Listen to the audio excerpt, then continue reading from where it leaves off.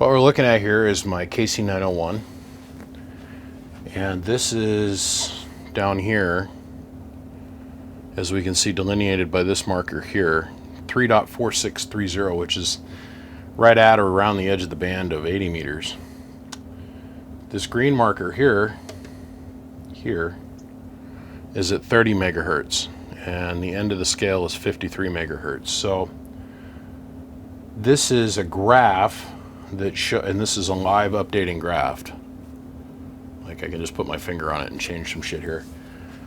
This shows us RF going through the amplifier. So we'll say this is your radio.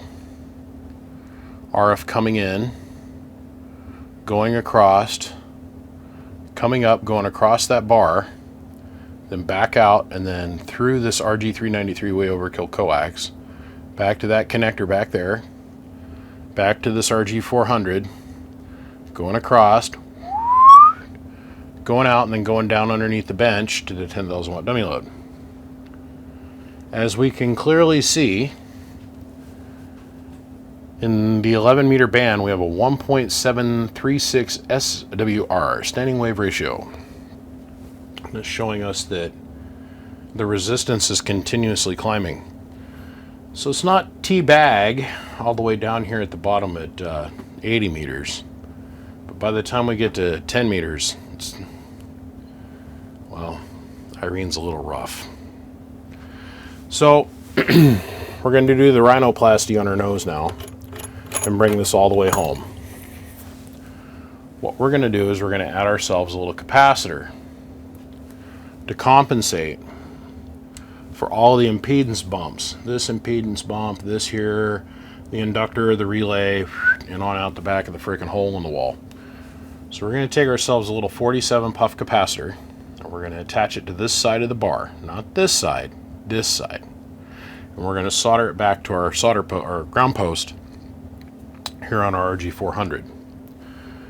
That's to help compensate for the inductor. Okay.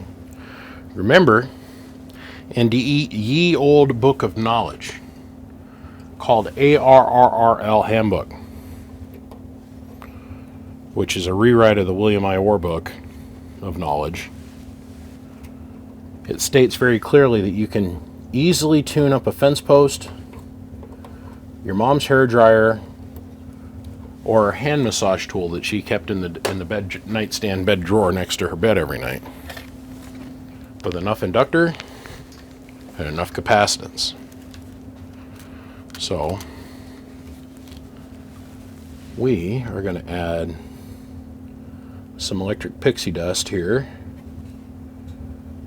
It's going to be the harder one to solder because the connection's so old. But with enough flux and enough heat, anything is possible. Solder, solder, solder, solder. Solder, solder, solder, solder some more.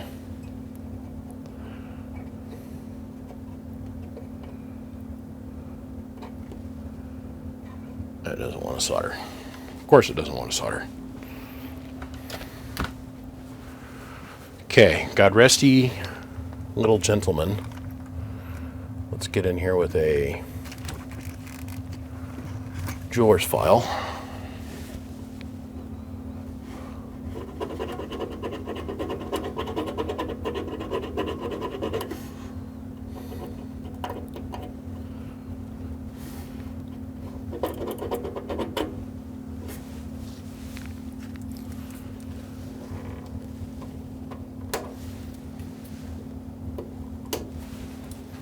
I've done this once, twice, or 3 times, and some more.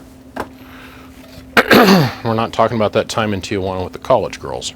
It's just straight up, like, we've done this as a living once or twice, right? It's a reason that I know how much capacitance to add here. We've experimented with this thoroughly.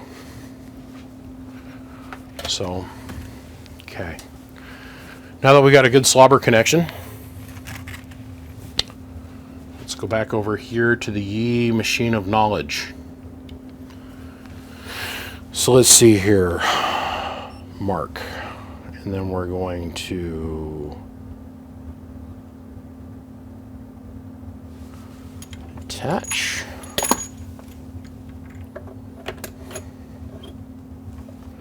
We're going to say run.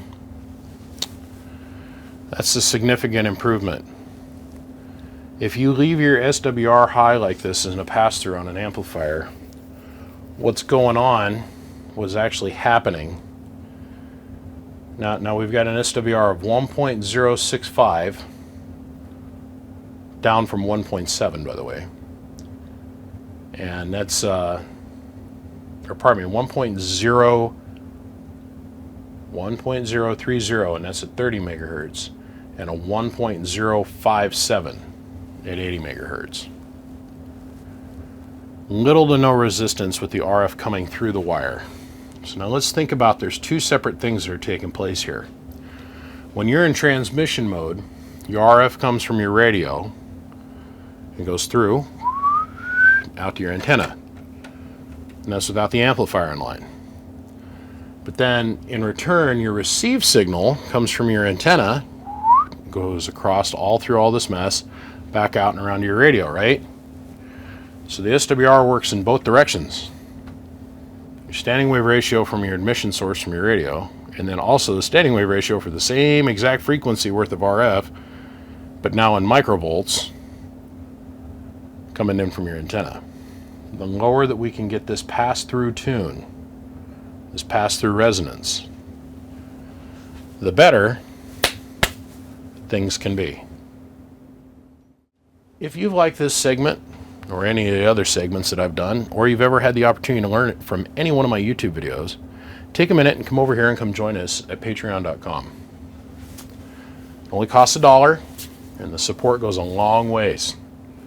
So it allows me to go travel all over the place and go meet all these cool people and do these interviews that you guys like. And take time to teach every single one of you guys, or sit around and talk on the phone for 5 hours every day with everybody that randomly calls me. So, hit subscribe, hit the like button, and do me a favor. Come join the family on the Patreon channel. I'll see you. Bye.